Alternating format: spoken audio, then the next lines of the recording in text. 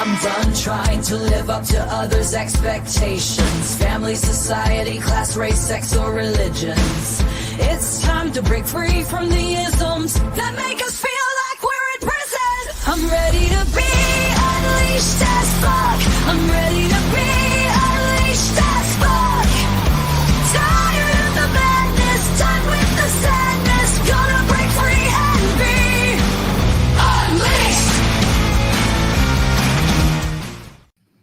Hello, and welcome to another empowering episode of Unleashed AF, the podcast where we help you to step into your greatness and show your authentic self each and every week.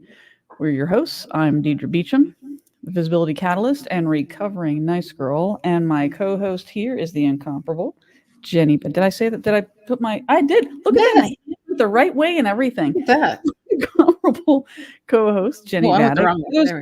Yeah, for those of you who are new here, I'm Deidre. I work with high-achieving women to obliterate their nice girl training so they can capitalize on their inner badass and become the commanding leader you're meant to be. So I'm going to hand the mic over to Jenny, and so she can introduce her badass self to you. Thanks, Deidre. And I am Jenny Battig. I am calling myself an inner space engineer because I love to help people engineer the space between their ears, basically. With my background in human factors engineering and hypnotherapy, I love helping people overcome those subconscious barriers or blocks and allow them to become unleashed and do all the greatness that they're meant to in this lifetime. Awesome. And as always, we love hearing from you, so don't hesitate to drop your thoughts. I have no idea. Drop your thoughts and questions in the comments. Please follow us along on YouTube, Facebook, wherever you'd like to watch us. And also, we have a section on our website where you can come and ask questions. So go ahead and go there, which is it's WWJDD. What would Jenny and Deidre do? You can also sign up to become a guest of our show on the same site. Oh, yeah. And the site, you're probably wondering, unleashedafpodcast.com. Small detail. So, Jenny, what are we talking about today? Today, we are talking about, when we talked about it last week, I brought it up as the difference between observation and judgment. But in really thinking about it a little deeper, I feel like judgment may not be the best word for it. I think even just perception is more accurate, because there is a significant difference. Even though those words tend to be used a lot kind of interchangeably, there is actually a difference between observing something and perceiving it. And that can lead to a lot of misunderstanding, a lot of arguments, a lot of frustration, especially in the season that we're in, which is election season. And with, social media all alight with political commentary from everybody that has an opinion. Okay. Make it sound so pleasant. It's a light. Yeah, well, there were some other words that popped into my head, but I kicked them out, and a light was what ended up. Yeah. I was going to say all of Twitter or something. I'm like, oh, that's unfair because that's only one of these social media platforms who's not even called that anymore. But anyway, so yeah, and part of the reason that I pay more attention to that is because I remember specifically, gosh, it was probably around 12 years ago now. Mm-hmm. I was in a training that was really about how to help people learn how to become more peaceful, attain more kind of inner peace. Oh, interesting. Okay. And one of the exercises that we did that really kind of stuck with me, caught my attention, they called observation versus judgment. And so that's probably why I called it that initially, because that's the first way it was introduced to me. And just the act of going through some different scenarios and trying to establish whether we felt like that was an observation or did it actually have some judgment to it was kind of eye-opening. Because it's really interesting because for me, it makes a lot of sense. It's very easy for me to see, observing something and judging something. I get that. What I'm a little confused about, and I would love for you to expand upon this, which is where you said that observation and perception is different. Is that because it's the perception is on the way to judgment? You could say that. Okay, so help us out there. And I think Yeah, you have well, a slide about this too, as well. I think. Yeah, I want to start by kind of showing through just definition, basically, how they're different. So observation is just the physical act of noticing or becoming aware of something. It's just about what our senses deliver to us. It doesn't include the part where it gets through the mental filter. That's where perception comes in, or some people may call it judgment. I don't know that there's a huge difference there. I think it's just a preference in terms of what people call it. But to perceive something does include interpretation by the. So everybody could observe the same thing happening, but they may perceive it differently. Does that make sense? Yes. And this could be the other reason I like using the word perception instead of judgment now is because it's not always a negative thing. Judgment tends to make it sound like you're judging something and it's in a negative manner. But you can perceive something as more positive than it actually may be, or you can perceive something as more negative as it actually may be. So it is based on your own memory, your experiences, your expectations, and even your emotions. So that's kind of in a nutshell, the distinction between observing and perceiving. So if I were to put different language around it, correct me if I'm wrong. So it would seem to me that observing is just the act of seeing something without attaching any emotion, memory, or any meaning, or even meaning or thought to it other than what you're actually observing. Yep. No feeling. Right. Okay, got it. Yeah. And there's some basic examples that may kind of help break that down as well. Let's look at some of those. And it's not just about seeing. Most of what we react to is something that we see. But here you can see, like, you can observe a cloud in the sky, but the perception side of that is when you look at that cloud and say, oh, that looks like a dog, or, oh, that looks like a frisbee or something like that. That's adding some perception to what you're seeing. But when you just look at it, it's just a cloud in the sky. Like, that would be the basic observation. You could even go further and say another perception might be, oh, there's a cloud. It's probably going to rain.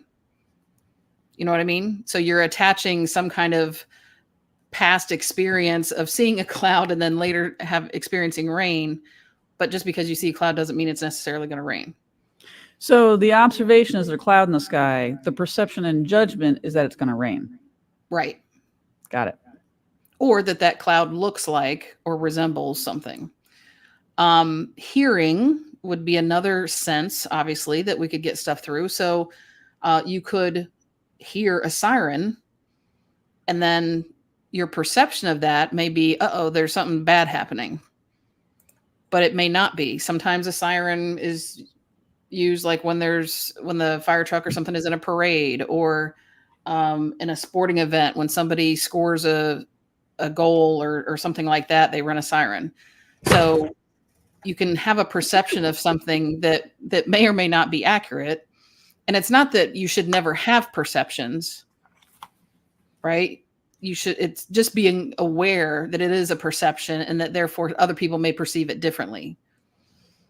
No, that makes a lot of sense. Yeah. And so you can see here, there's different examples for each of the different senses. Feeling, you could feel the sensation of a cool breeze on your skin. And for some people that may be a pleasant thing. Other people may go, oh, I don't like the cool breeze. It's just their perception of it. They may perceive it as a negative thing to feel the cool breeze.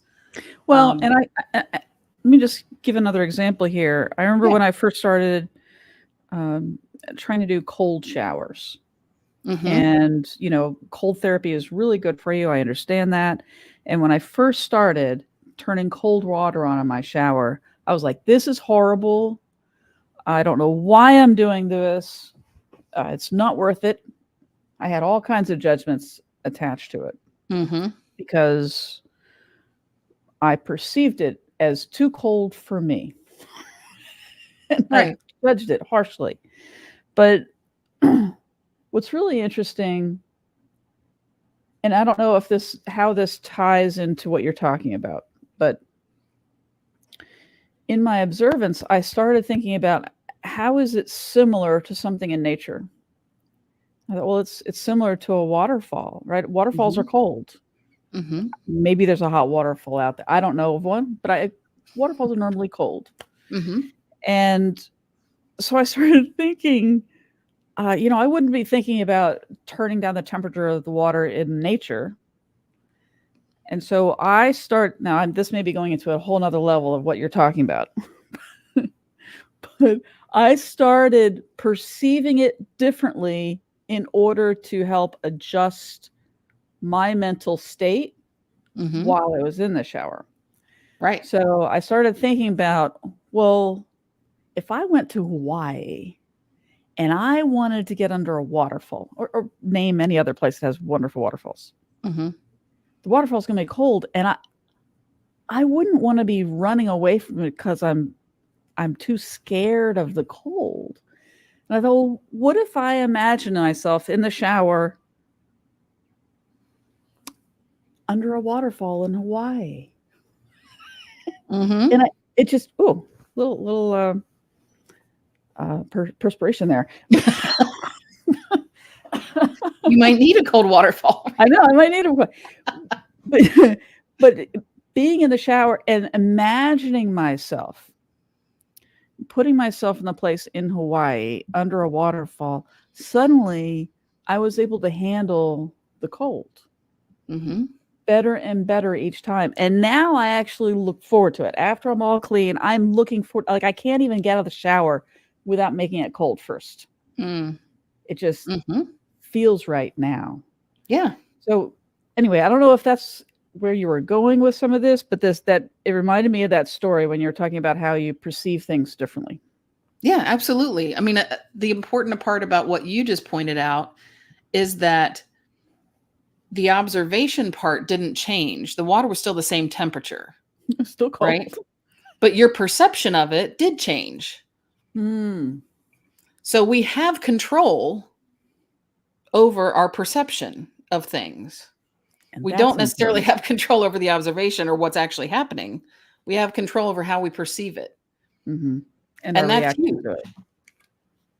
Yeah. I mean, and that's why people sometimes can change their perception of things, whether it's intentional or not, actually.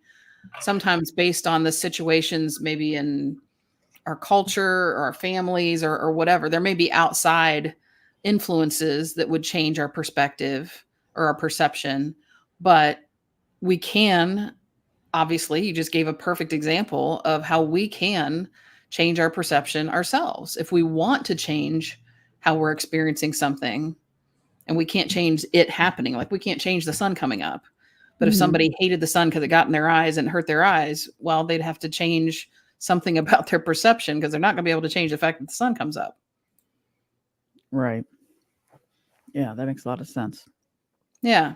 And I think the thing that a lot of people don't recognize, um, there's so many times when you'll hear people say after a while, man, we're all kind of talking about the same things. We all want the same type of thing. So why are we fighting with each other so much over it?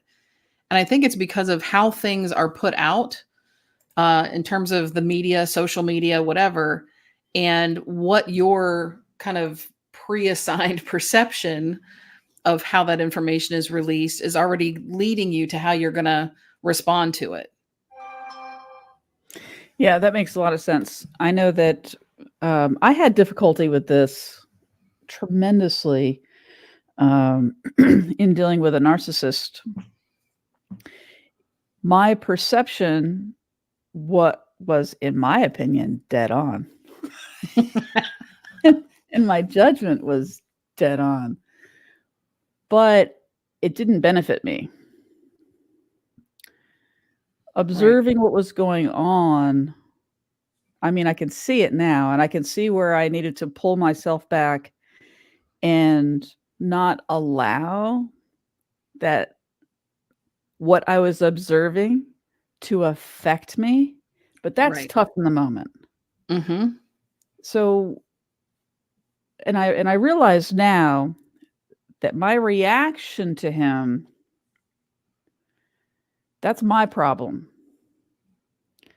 My reaction is my problem. That's my issue. I have to figure out how to not be affected by him. Mm-hmm. And in some cases, the best way to not be affected is just remove yourself. That's Mm-hmm. not always possible. Right.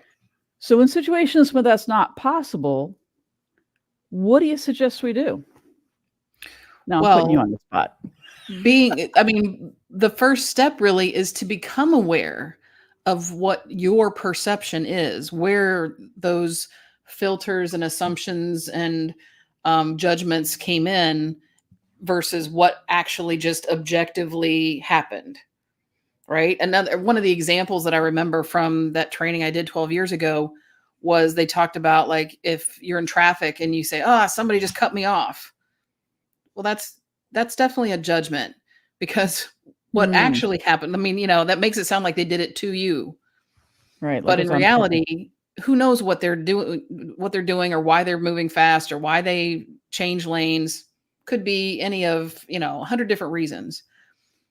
So objectively, what you observed was they changed lanes, and it was within, let's say, I don't know, feet of your car when they changed lanes. Mhm. That's what happened. It probably had nothing to do with you because they probably don't know you. So it wasn't done maliciously, but based on your filters, it felt like it was done to you. Right. So, becoming aware of where that line is, where the stuff is that you have control over in terms of your response and your reaction and how you feel about it. That's one of the first steps for sure to being able to shift how you respond and react to things like that. Because when you're not even aware that you're adding your own filters and layers of judgment and things like that, it's almost impossible to change them because you don't think they're yours. Right? You think that's what Right. happened out there. I can't change it. That person just cut me off. Mhm. Right. But you can change that you feel like they cut you off. You know what I mean? Yeah. So that's really probably the biggest step, and certainly, an early step in that whole process. And becoming aware of where that line is and what you have actually added to it on your side of things versus just objectively what happened. That's certainly the first step. And then thinking about developing empathy or understanding just for even the possibilities of what could be going on the other side of the situation is And sort of the that's next step. hard. Yeah. Especially in the That moment. is. Yeah, in the moment, that is difficult. It takes a Yeah, lot of, emotional intelligence, and that's one of the things we were absolutely. thinking about talking about next week. Yeah. But it certainly takes a lot of emotional intelligence not to react to that, not to take that on. And I'll tell you the best piece of advice that was given to me, and I love this. It was a podcast I was listening to, and they said, "What would you do if somebody said, 'Oh my god, you're an ugly shade of blue?'" You'd be like, "That's weird." Mhm. I mean, there's no reaction, right? Mhm. Because are you blue? Are you a shade of blue? Right. You're not. So it doesn't matter. It's like it doesn't even hit. The problem is when it hits, when there's a piece of it, there's some element, there's something inside of you that hits, and it's something that's not healed in you. Mhm. Because I'm not blue, so I don't care that you called me blue. Mhm. But maybe you call me bossy. And I think that maybe there's a little part of me that's bossy, and I don't like that part. Well, then it's gonna make me angry Mhm. because my issue hasn't been solved. Right. That's nuts. Yeah. Yeah. Well, and that's part of it too. Certainly to try to overcome that reaction or whatever that does to you when you perceive something in a negative way, to try to just do it right there on the spot is going to be very difficult. So it's more beneficial once you become aware of these kinds of things to try to practice it almost all the time, Mhm. so that in those times where there is that additional kind of emotional component, it's not as big of a leap to try to make that change. You're more used to seeing, that there may be another side to the story, or I'm not going to take that personally because there's all these other things that weren't really personal that I was able to see there was a different perspective for. It just makes it a little easier if you do that kind of practice in general versus just waiting for when something triggers you. Oh yeah. Yeah. Absolutely. That's like just it's being resilient. Hmm. In so many ways it's building your resiliency so that you're ready for it. So what kinds of things can a person do?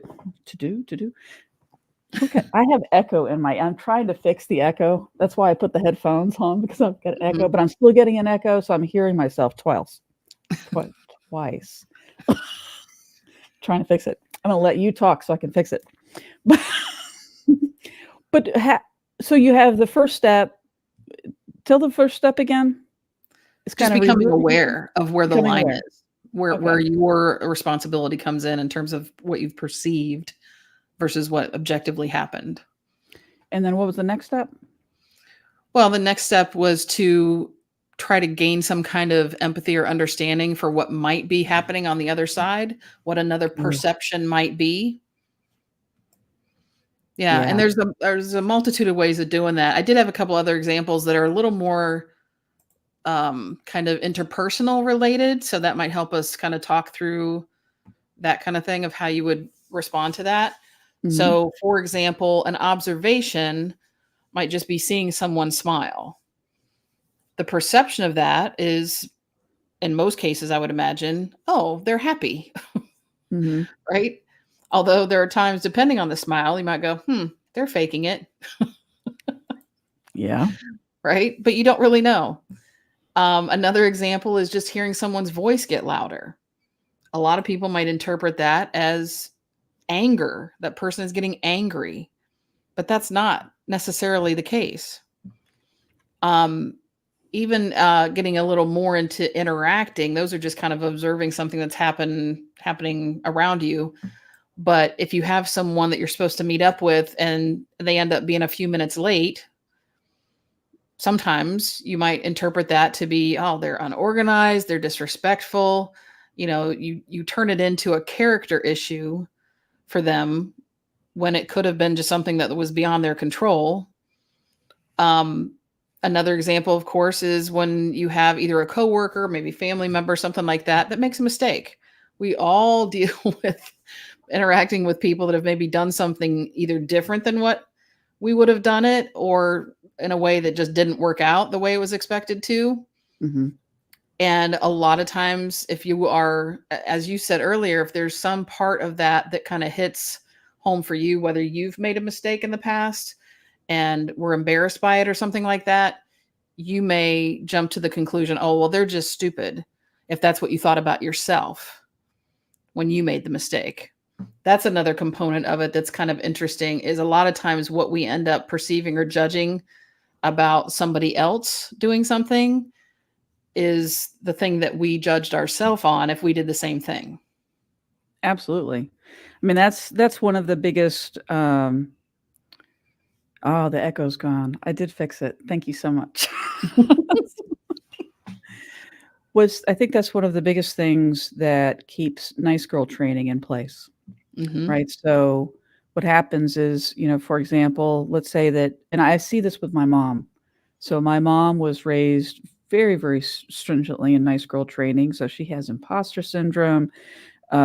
She has all the issues, and I love her, and she's been working on them, and that's fantastic. But she's so entrenched in it that she still, even to this day, when she sees something that she wasn't allowed to do, and it's not a thought process.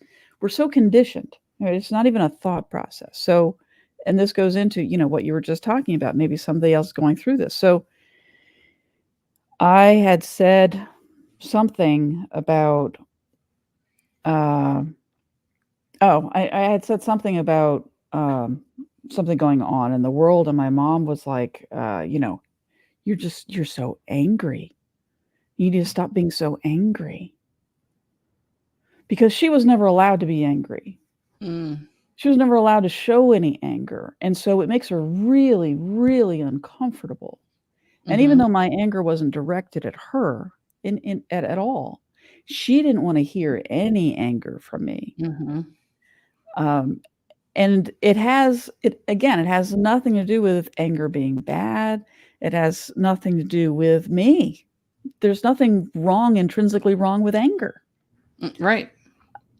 But her perception was, I was never allowed to be angry. You are not allowed to be angry. You need to stop that. Mm.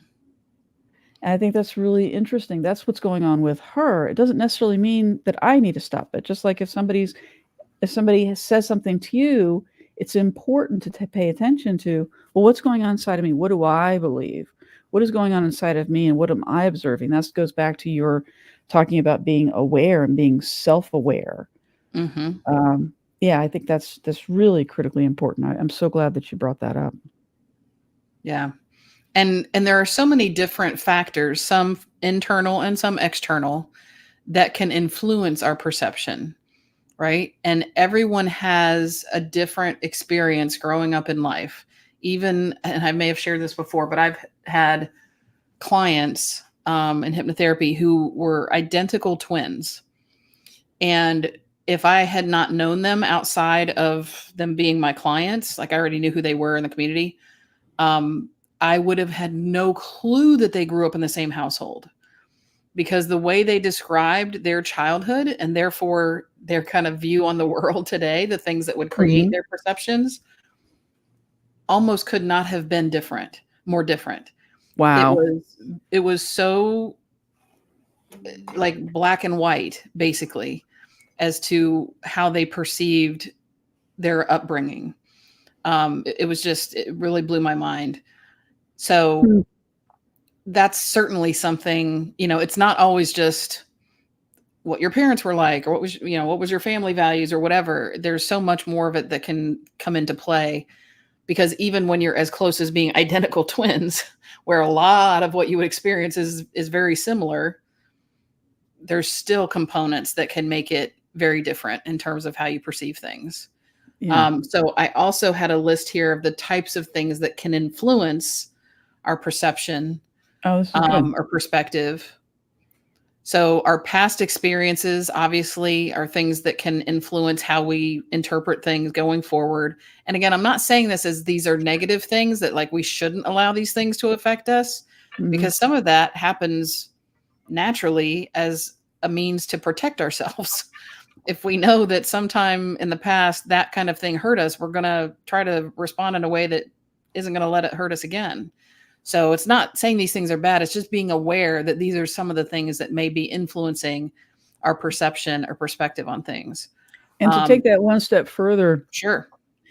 it's it's not necessarily a bad thing, but sometimes something that used to protect us, it's not beneficial anymore because Right. we've grown. And so it's even more so important to have that internal awareness so that Hmm. you can check and see, is this, I understand that this is how I react because of past experience, but is it still valid?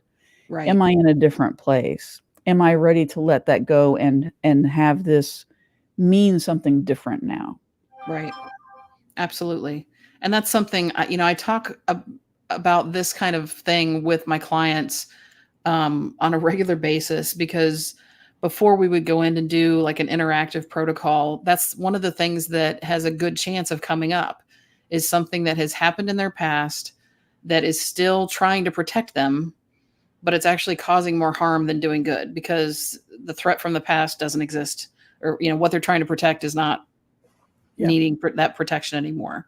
So that's definitely one of the things that does show up for people and can be worked out.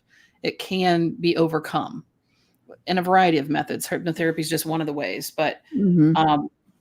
yeah, that's a big thing that can lead into how we perceive things. even what our relationship is with other people that may be involved with what we're observing.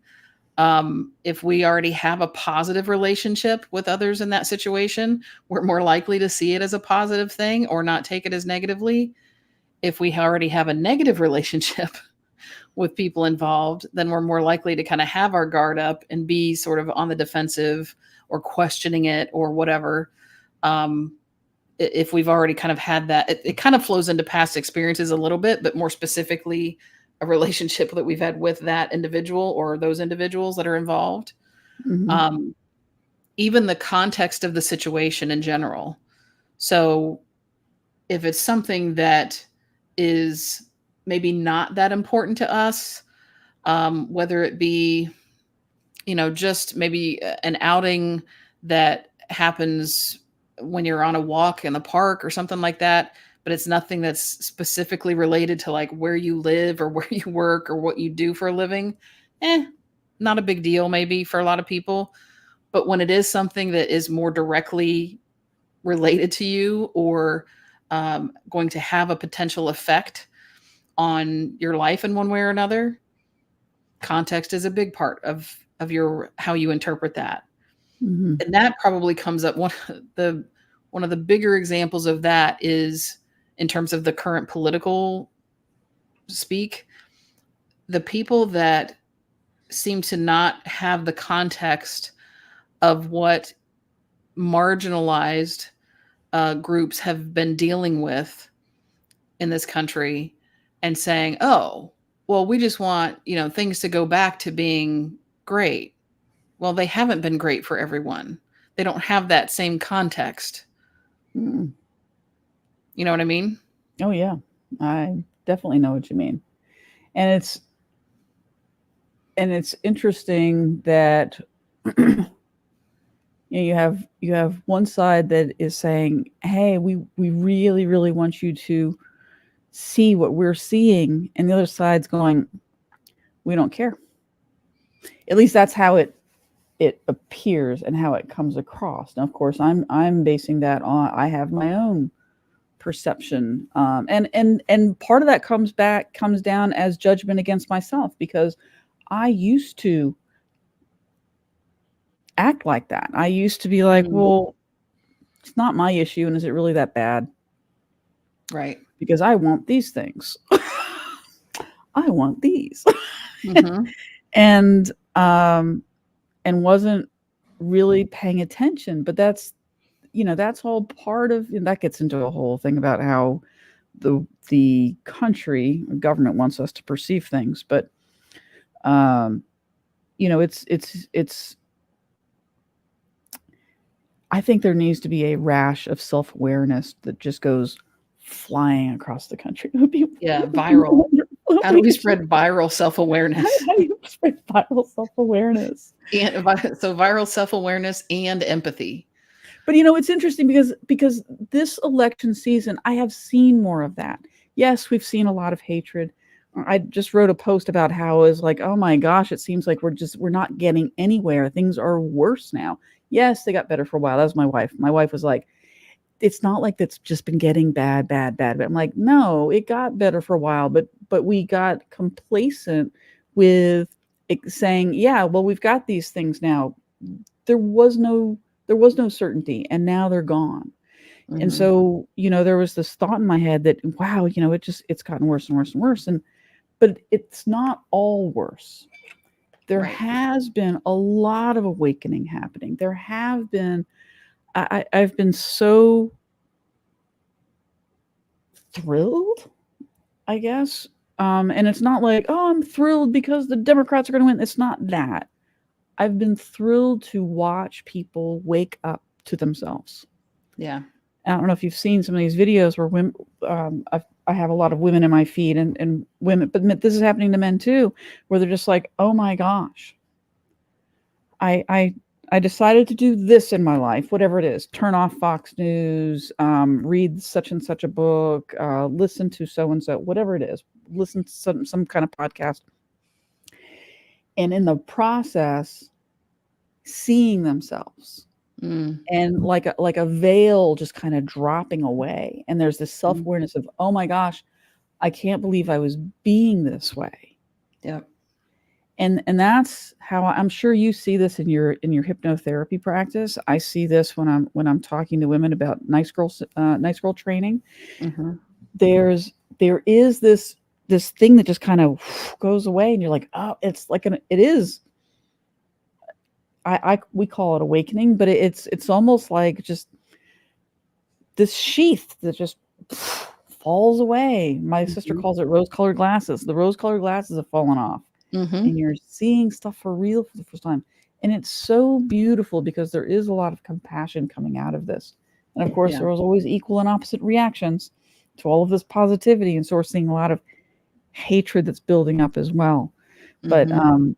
I have been thrilled just watching some of the self-awareness. Heck, I've had my own self-awareness. So it's really fun to watch and heartening. Yeah. And I think that's one of the things I enjoy about watching like documentaries that help kind of give the inside perspective of something that I may not be exposed to otherwise. Mhm. That makes sense. Yes. We just watched last night part of, I think it's a multi-episode thing, so we only watched the first episode, but it was, I think it was on Prime, Amazon Prime. The I can't remember exactly what the title is, but basically it's like how the black quarterback has developed over the years, like the legend of the black quarterback in the NFL or something like that. And it was so interesting because they interviewed several different players from over the years. And there were Mhm. several black quarterbacks I could think of off the top of my head, but some of the early ones I didn't know because it was before my time. And so many of even the ones that I remembered from when I was a kid talked about how important it was. Like, I'd never heard of a couple of the quarterbacks that were like apparently the first ones to get drafted in the NFL or whatever. Mhm. But for them to actually see a black man as a quarterback in the NFL was so important to them because otherwise it just didn't seem attainable. And so it's one of those examples, and you see it in other areas too, but it just, since I just watched it last night, it's kind of fresh in my memory that it's very difficult, I think, for some people to understand how important it is to see themselves in something that they might want to strive for versus when you don't see an example that looks like you in something you want to strive for. It's like the dream doesn't exist, or Which goes like back it's much to harder. your observation and perception. If you observe and you don't see an example of yourself out there, Mhm. being a quarterback in a football field, being an actor on stage, whatever, and you don't see a representation of yourself, you are so much more likely to go, guess it can't be done. And Right. then people that don't look at you are also making perception judgments, going, guess they can't do that. Mhm. Yeah. I guess a black man can't be a quarterback. I Right. guess a woman can't be a president. Right. And I guess a black man can't be president. Well, we found out that's not true. Correct. So I absolutely I absolutely get that. And I remember watching the very first quarterback and being around people that said, well, that team's not going to win because black people don't have the aptitude, Mhm. the ability to hold all that information in their head. Yep. They talked about that on the show. Yep. Oh my And they god. didn't even hide that that was their reasoning. It Mhm. was Oh, yeah. published in articles, and people were openly and freely saying black The people are not smart enough to be a quarterback. the white supremacy in this country is unbelievable, and it's so integrated into so much of our culture Mhm. and so much of who we are that as white people, we don't even see it. Right. And, I teach white girl training. I teach nice girl training, and I mean, there's some truth to that. That little Freudian slip. There's some truth White to that. penetrating. I mean, Wow. come on. Yeah. How many times I remember growing up and thinking that these were atrocious things that people were saying about other people, or I'd hear the N word. Did I ever say anything? Right. Because not supposed to do that, and I don't want people perceiving me a certain way. Mm-hmm. I mean, it's really pervasive. And Yeah. all that nice girl training does exactly that, perpetuates and keeps the whole system of white supremacy going. My Yeah. opinion, I think I'm pretty firm on it. But yeah, and so I've heard those things. I think that's why I'm so bent on it now that I've kind of had the veil lifted from my eyes. That it's Mm-hmm. so important, because that nice girl training, yeah, it does all of those things, but it also crushes us. It crushes us, and it crushes other people around us. Yeah.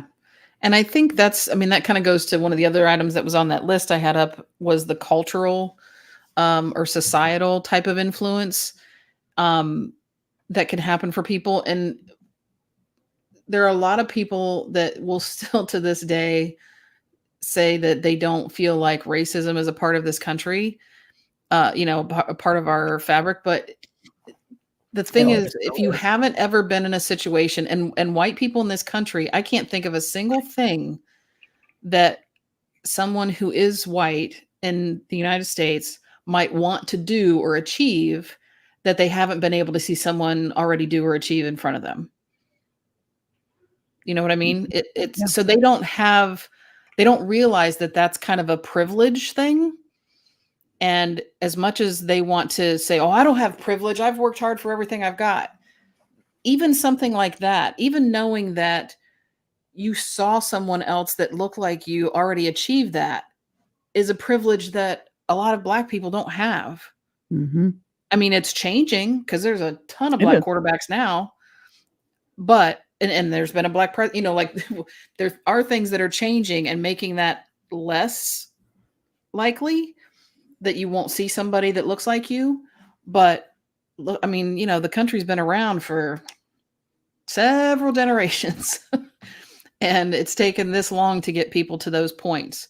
And we Well, still, to this point, even haven't had a so, woman president. So yeah, and as a even woman, so we with don't see ourselves reflected in that kind of yeah, leadership role. absolutely. And just look at, but you were talking about how, yes, things have changed and things are getting better, but there's also there's a backlash. Hmm. And so you see people just doubling down on racism while saying they're not racist. Right.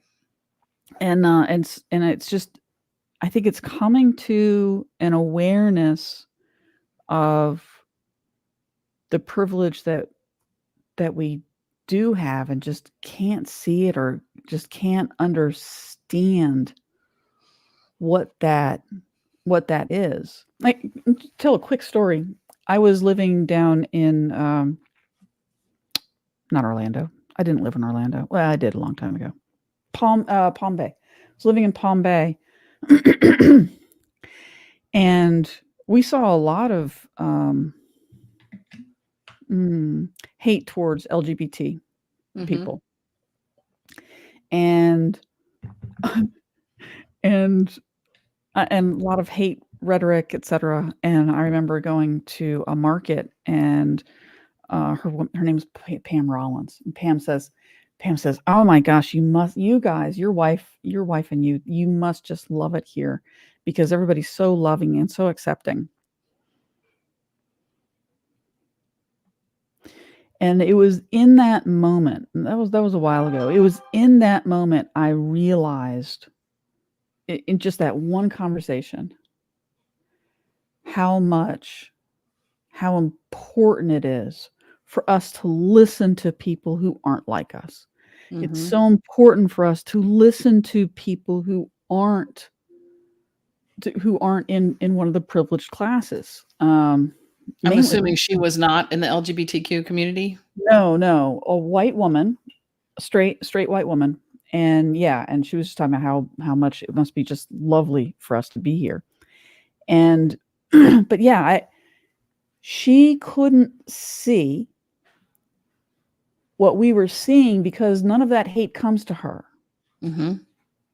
That's the only thing that makes any sense, because she doesn't see it because none of that comes to her. And she's not paying attention or aware of LGBT people to see how people are reacting to them.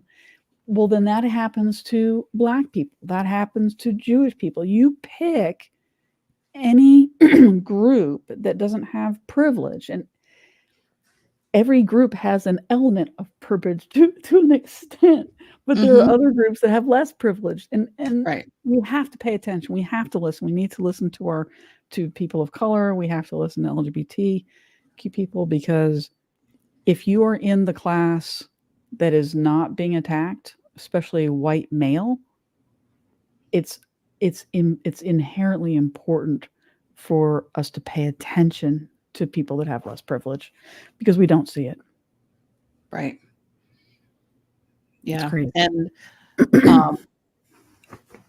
I think this kind of gets us into that discussion that we were starting to get into right before we came live, was how there are still a good number of people, and it's both men and women, which is unfortunate. It surprises me when it's women, but they've been sucked into their culture as well, who will just pick on every little nitbitty thing about Kamala Harris, and they used to with Hillary as well, and there are so many times when I've thought, and I haven't done this because sometimes you just get exhausted on social media from trying to open people's eyes to things and let them see that they're perceiving through some, some veils of information. But so many times I want to just reply to them and say, so what would a competent female leader of the country look like for you? Because, what but I are think the answer is a male. Yeah. And it's this morning, I saw somebody come on and she says, a woman can never be president. I mean, have you seen a woman when it comes to her time of the month? I thought, this woman has been attacked when she's had her period. Mm-hmm. She's been attacked, and she's had to suck it up and separate herself from herself to get through a situation, whatever it is. I don't know what her issue is. I don't know if she had horrendous pain and she was ignored and told to suck it up. Whatever it is, I'm not sure what it is, but she has taken that pain from her experience and just lavished that off out to the world and said, women can't do this because this is who they are. Mm-hmm. Attacking herself in the process. Right. Which is just insanity. Yeah. And for some people, there is no convincing. There has to be something that happens in their life where they wake up and see it. Right. Yeah. And there's, part of that issue is also that people are lumping whole groups of people into the same bucket. Right. I mean, I remember back when I worked at an office at an engineering company, there were a couple of women I knew there. I mean, there's not a lot of women to begin with, but of the women I knew that worked there were one or two that would actually take a day off or stay home when they, had their cycle, because they had either significant cramps or pain or whatever. It wasn't a mental thing, although they called it a mental health day. Right. But it was more because it was the pain was overwhelming for them to be sitting at a desk all day. But I never had that situation where I felt I needed to take a day off. And there's certainly plenty of women, most women, probably by the time they would get to the point of being in that kind of leadership position, have probably gone through menopause. So they're not having a monthly cycle. So it doesn't even apply really. But yeah, just kind of getting sucked into that way of thinking. And you've talked before, I know you kind of mentioned it a little bit ago, about how sometimes people will break out of whatever they've been taking in terms of their information, and news and media and stuff like that, and sort of be able to see something differently. But boy, when people tend to blame the mainstream media. That's like the big scapegoat now. But because of any little thing that mainstream media has fed into some people's heads, it's also pervasive through social media. Like, if somebody says, well, I don't watch mainstream media. Yeah, but where are you getting your information? Well, I watch YouTube. Okay. So YouTube is either sharing mainstream media things, or they have talking heads that are talking about things they saw in mainstream media. Like, that doesn't make it better, actually. Yeah, But it doesn't make it better. it's the other thing that I did want to talk about, in relation to this. Like I said, I'm not saying, or we're not talking about this trying to say that everybody should just observe things and not have their perceptions. We're going to have perception. That's just going to happen. But it's the awareness of it that helps us control how we respond to it, or how we let it affect us. And so the fighting or the arguing about things can be modified, or at least maybe not completely avoided, because you're still going to have your opinions on both sides, but it can be brought down to a simmer instead of like boiling over, if people can at least acknowledge, okay, that's your perception, my perception is different. Right? Yeah. And so an example that I saw, I don't remember where I saw this, but it really hit home for me, and I kind of recreated it here in this little visual. Oh, I If you love look this. at that, right?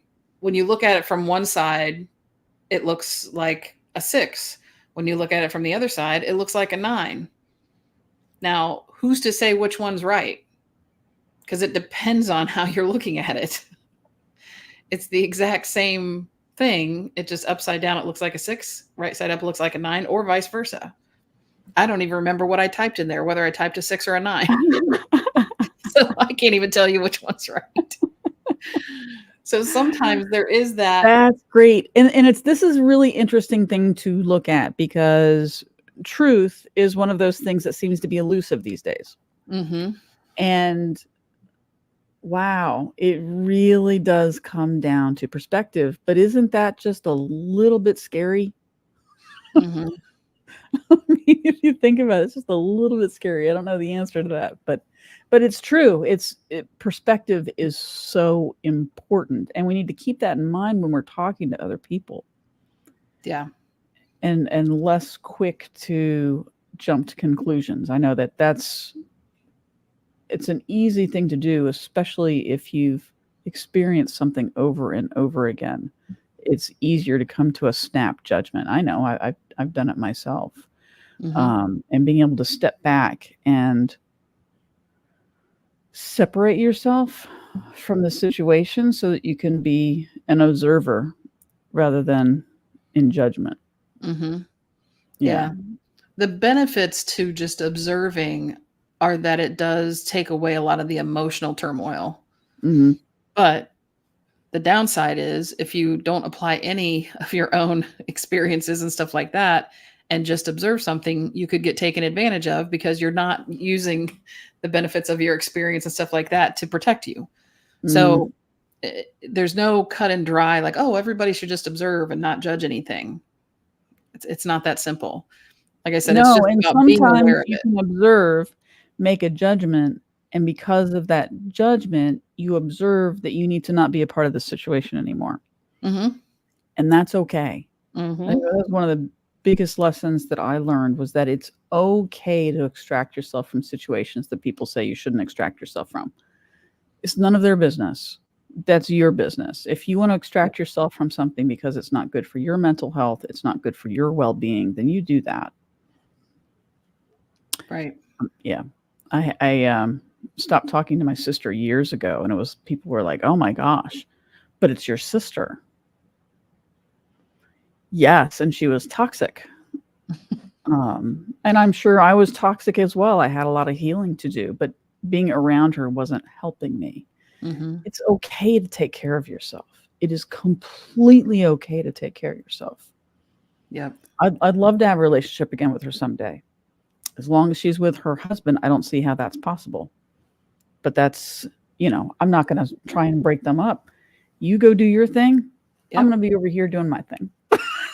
Right. And that's okay. Yeah. And I know, there are certainly some areas of the society, whether it's in religious organizations or just culturally, where family is everything.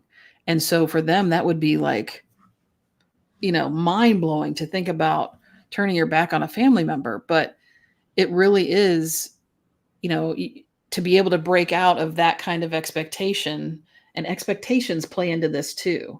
That's a tricky thing, is to have an expectation of something and then it not match your expectation. That can throw you into a tizzy as well. But to be able to break free of that, to recognize that it is better for you and what you are trying to achieve and who you are, to break out of that familial expectation, I guess you would say, right? The whole thing about blood is thicker than water. Like, it's just, I think there was something to that. Yeah, it's actually, we'll have to talk about it next time, because it's actually not, if you look at the entire thing, it's actually not saying what people have interpreted it to be. Right, exactly. Yeah, that's what I'm referring to, but I can't remember the rest of the story. It's actually more about your chosen family, but yeah. Right. We'll have to look that up for next time. So let's do the ad spot, the affiliate thing. You want me to do that? Yeah, go ahead. Now before we wrap up? We'd like to mention our affiliate sponsor, Osreen Natural Skincare, a woman-owned business that offers a variety of skincare products that are 100% natural, cruelty-free, and handmade, using essential oils and herbal extracts. I've been using Osreen's Earthly Healer Lotion and noticed a wound healing significantly quicker than it had been without it. You can now get 10% off any of her products by going to osreenskincare.com/unleashedafpod. That's Osreen spelled AUSRINE, skincare.com. Select your products and use Unleashed AF Pod as your discount code when you check out for 10% off. Awesome.